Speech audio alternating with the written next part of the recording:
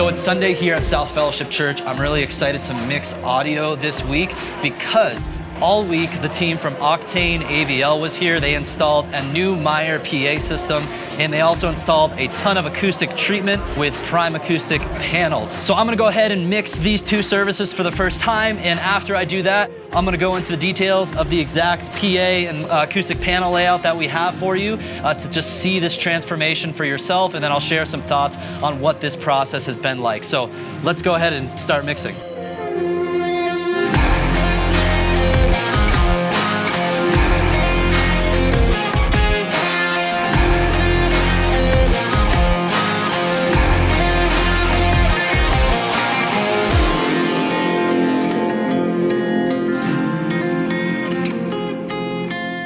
I want to give you a backstory to why we installed this new PA system. It was around 18 months ago. South Fellowship Church was fortunate enough to receive a very large gift. And this kind of gave the church some options of how they wanted to, invest some capital into improving different departments of the church. So a portion of this gift was allocated towards our worship center to improve the Sunday morning experience for the congregants and anybody who's visiting our church on any given Sunday. And a little bit of history about our PA system here. We were using the QSC K12s, and then we had some Electro Voice, also 12-inch speakers. We had an array of about 4 QSCs kind of on the front row of speakers, and then the back row we had the EV speakers, and there's 4 more of those as well. So we had a point source system, right? So you have all these different little boxes around the room pointed in different directions. And this worked. It worked okay. I think the church probably used that system for about a decade, but there are some significant issues. Before we continue on with the video, a quick word from our sponsor, Worship Ministry School. At Worship Ministry School, we have step-by-step courses on topics like church sound,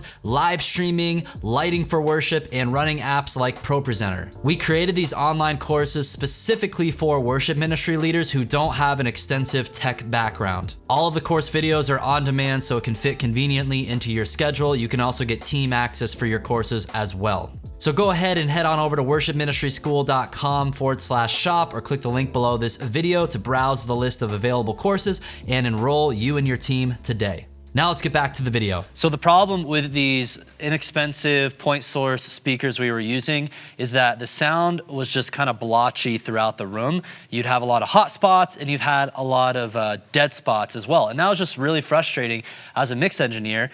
And sometimes I'd have to tell people, oh, if you want a great mix, stand in this specific spot. So it just was not reliable. You couldn't come in the room and just be in a spot where you knew it was gonna sound good. You had to be really fussy about where you're gonna be. And plus, when you have these hot spots, that increases the chances of someone just complaining about, oh man, it sounds so harsh or it's too loud.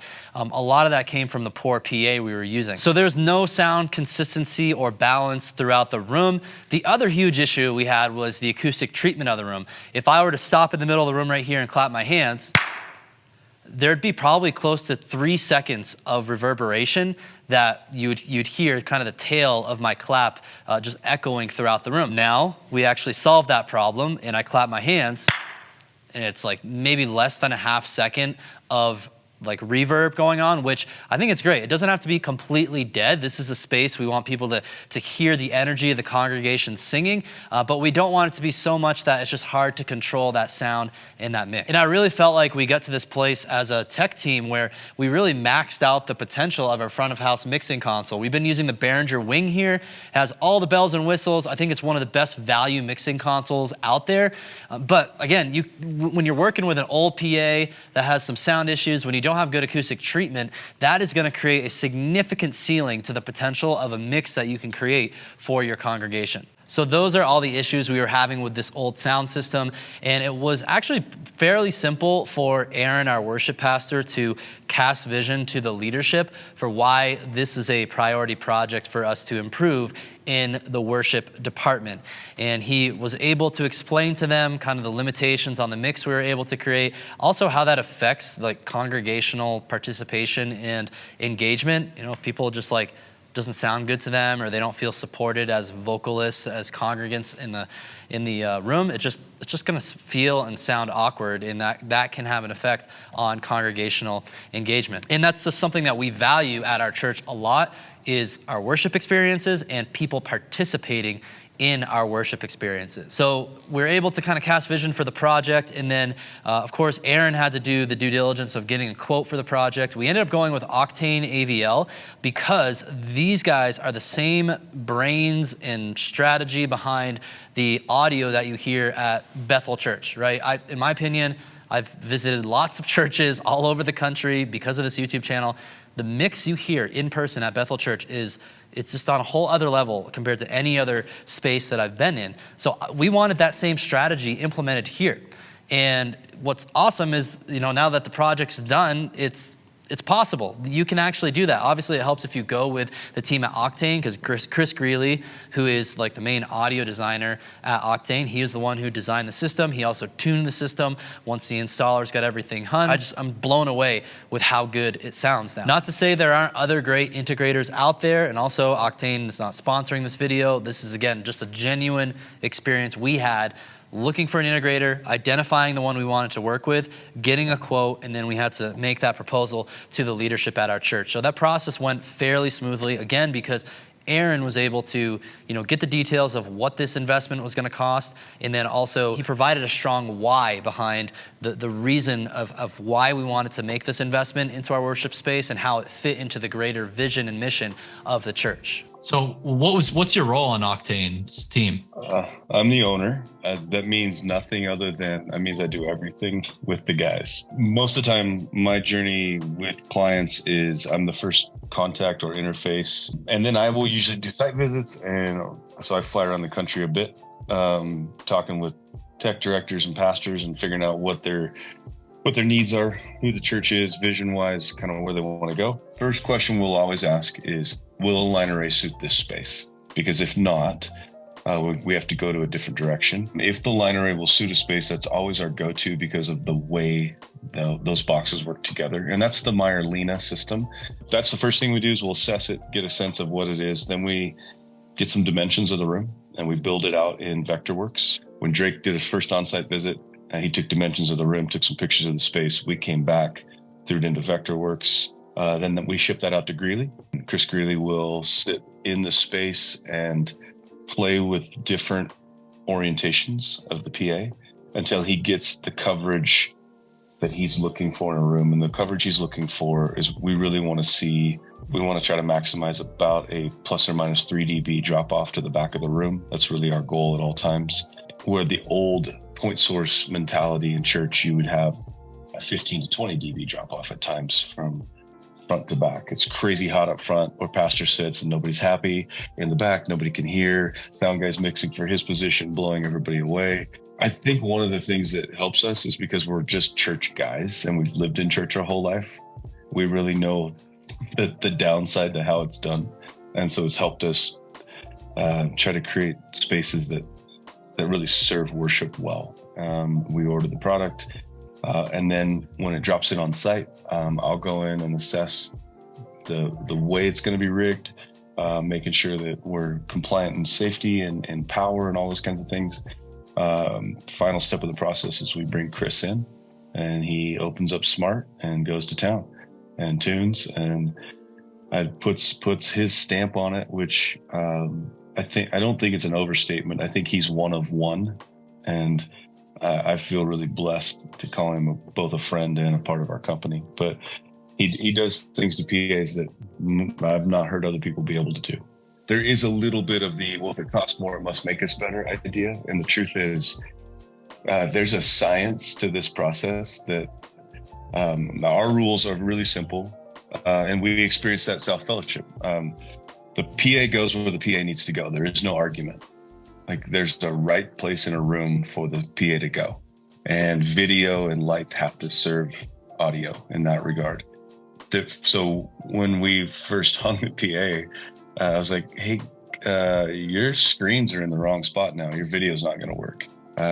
So I just asked Aaron, I'm like, hey, can we move it for you for free? He's like, yeah, you want to do that? I'm like, sure, because it's going to look really stupid on Sunday if people are looking through the PA to try to look at the screen. You know, audio has to go where audio goes, because the question was, well, can we slide the PA? And I'm like, no, this is where it has to go for this room. The acoustics, when we first got in there, the room has that, you know, kind of octagonal-ish kind of, so we have a lot of flat walls and then we have this weird concave wall that kind of does this parabolic idea across the room. And so we were noticing that it wasn't a unilateral slot back, but there were certain spots in the room where there was really high reverb time. The original idea for that space was to take the existing panels that were on the wall off the wall and kind of maybe get rid of them or reuse them. When Drake looked at it, the idea was, let's just get rid of that and replace everything. When I came back in to do the last site visit before we installed, my assessment was those panels are actually working just fine. That's poor stewardship to yank them off the wall. Let's maximize coverage and add more. And so we just, that is a spot where it becomes really creative and artistic in the acoustics side of things. You can plug it into a computer and get the feel of the room. But in that spot, I just massaged the room and made the call outs of, hey, let's put stuff here, let's put stuff here. And then we'll save back 15 to 20% of the material to spot treat places in the room that we know. Like, for instance, in that room, one of the things we did that probably changed more especially for a mix guy, is the alcove that's behind that console had tectum on it, and it was nasty. So we sealed that up really. We put a lot of material in there. So now the church sound techs aren't fighting with echo and reverb behind them. They can actually hear what's going on in the space. A great PA in a bad sounding room sounds bad, and a bad PA in a good sounding room is going to sound better. And so the perfect world is get them both fixed. And I think most churches choke at spending $30,000 or $40,000 on acoustics, but they'll spend $200,000 on a PA. And the truth is, those two purchases have to be copacetic. So here's the specific equipment they installed for the PA and for the acoustic treatment. So they went with a Meyer sound system. They used the LINA line array elements. So LINA, not really sure how you pronounce that. That's the model by Meyer Sound for this PA. You'll see those. We'll put in footage here of the PA line arrays that are just, you know, to the left and to the right of the stage back there. Then there's also the 900 LFC subwoofer. Those two subwoofers are on the ground. And also we have a processor by Meyer as well. It's the Galileo Galaxy 408 system processor. So this is the brain that takes the feed of audio coming from our Behringer wing right here at front of house, and then it, you know, distributes that audio, and also can kind of tune the audio and do all the magical things that Chris Greeley could probably tell you all about, that sends the audio to the various speakers that we have throughout the room for the line array as well as the subwoofers. And then we put a ton of acoustic panels in this room. Well, Octane installed all of these panels. We had some panels, if you look over here, this right here is an example of a panel that was already here. It's like one gigantic panel. And then these are the Primacoustic panels. This is actually, I believe, the 4 foot wide by a 2 foot tall panels. They're all stacked on top of one another. Fortunately, they match pretty well to the existing panels we had. We increased the amount of panels in this worship center by, I think, like 3 times or something like that. And I cannot emphasize the importance of acoustic treatment if you're going to invest in a premium PA system like the one that we put in here. So if you're working with an integrator, make sure you do not skimp on the acoustic treatment. You're actually like wasting the money you invested on your nice PA if you don't properly treat the room. So the team at Octane knows this. If you've seen Bethel set up before, they have so much mineral wool all around the room. And that's what makes it kind of a cross between a gigantic recording studio where you have control over the sound and an actual worship space. And again, we have a little bit of liveliness to the room, but man, it has greatly reduced all of the extra energy that was bouncing around. This makes me so happy. We also have a ton of Primacoustic panels on the stage. So this will open up so much opportunity with what we can do, especially with our drum set. One reason we use electric drum set, I do not like electric drum sets very much. If you have to use it, okay, use it. That's what we've done here. I think eventually in the near future, man, just based on like the lack of reverberation I now hear on the stage, we're gonna be able to transition to acoustic, and that's gonna make me so happy. But you can see, look at all these panels, like this whole surface here, This whole surface here, this used to just be this box that just amplified sound from the stage, and that just creates a lot of mix issues. It makes it impossible to have things like acoustic percussion because it's just super overwhelming. And they have more treatment here, more treatment here. This is all that like 2-inch thick panel, and I think it's a bunch of mineral wool or some sort of absorbent material in there. So don't forget to treat your stage as well as out in the actual worship center. And here's our rack that has all of our stage boxes, some wireless mic receivers. Down here is the Galileo Galaxy processor by Meyer Sound. This is the brain that takes our master left-right signal from the Behringer wing. It gets into the processor here, and then it gets distributed to the array speakers and the subwoofers that they installed. So this is where all of the like tuning and EQ magic happens for these speakers. So there's no graphic EQ that's applied to our master outputs on the wing. It's just completely flat. I have some mastering plugins applied to it, like an enhancer plugin. That's probably the most amount of EQ tweaking that's done to the master mix to boost the low beefiness and maybe the crispiness of the highs a tad bit more. Very, very subtly, right? Because it already sounds amazing the way that the PA already is. But all of that tuning magic happened here on the processor. And this is something that honestly like should never have to change. Like the signal coming from our master left, right, out should always be consistent coming to the processor. So now let's talk about the experience of mixing on this new system for the first time. That was this Sunday morning. It's very fresh in my mind. Of course, I was blown away by the clarity, the balance, the fullness that we have on this PA. I finally feel like as a mix engineer in this room, I finally have 100% precision of what is happening on the mixing console and what I'm trying to alter, and then how that translates to the sound of it in the room. I've already told my friends about this system that I feel like we have a studio grade audiophile sound quality in a 500-seat room, and it just really changes the game. Some of the most important feedback I got today at church was from the folks who have complained before about things sounding too loud or sounding too harsh. Like these are the older folks in the congregation who have more sensitive ears to like frequencies sounding a little harsh, and they'll let you know if it doesn't sound good. They were blown away by how amazing it sounded. They loved how full it sounded, yet it didn't hurt their ears because, I don't know, maybe, again, I can't describe the science of what's all going on, but my hunch is that these speakers are, producing such a high fidelity sound across the entire frequency spectrum. And then those working in conjunction with the panels in the room, which are absorbing some of the energy so you don't have crazy harsh frequencies bouncing around. That just is what makes it sound so balanced, it's so full, but it's also, one could say, a loud, quiet mix. And this is similar to the mix at Bethel. When you go to Bethel, you'll be surprised to hear that the PA is not running that loud. Like you can have a conversation to someone pretty much right next to you in the room while the band is going full tilt. And that is the same exact thing that's happening here. During the service, I took my iPad because I went around the room to mix from different spots and to kind of experience that consistency. And I went right here, right between the speakers, pretty much probably the most ideal spot in the room. And I was having a conversation with someone right next to me, and I wasn't really yelling. I was just talking in a normal voice, and we could hear each other just fine. So it's this weird phenomenon where it's super full, you can hear everything so clearly, and it feels loud, but it's not that loud. When I got here yesterday on Saturday to try the system out for the first time in a virtual sound check setting, I was blown away at how I was able to actually simplify our processing and mixing here on the wing.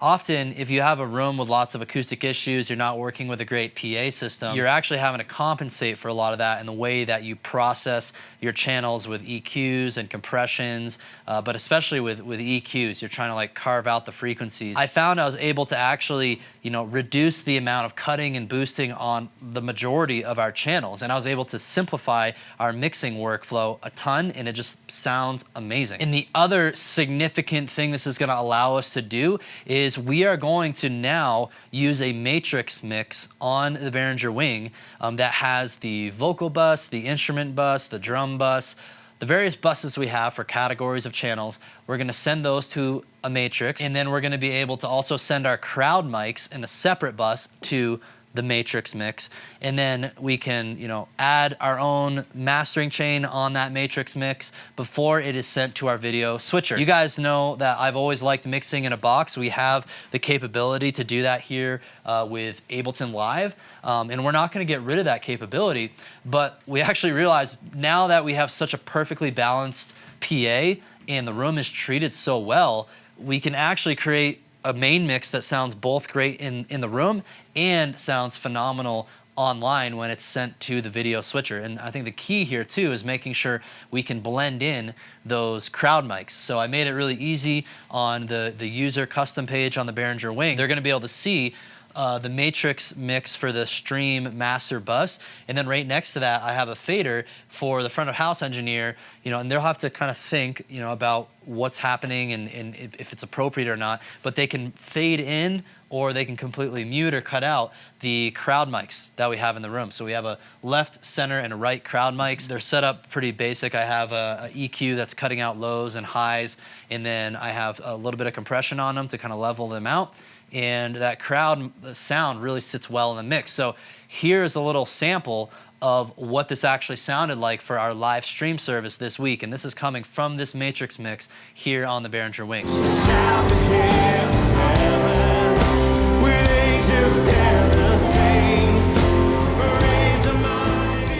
Obviously, having a new PA and the treatment is gonna massively improve the mix for the music portion of our service, but it also massively improved the way that folks can hear our lead pastor preaching or someone else who's up here giving announcements. Just the simple intelligibility that you get with someone speaking through microphones now, it is night and day difference than what it used to be before. Because you've probably heard it. If you've been in a room that's like super reverberant and you have audio just bouncing all over the place, it's just hard to hear the person speaking on stage.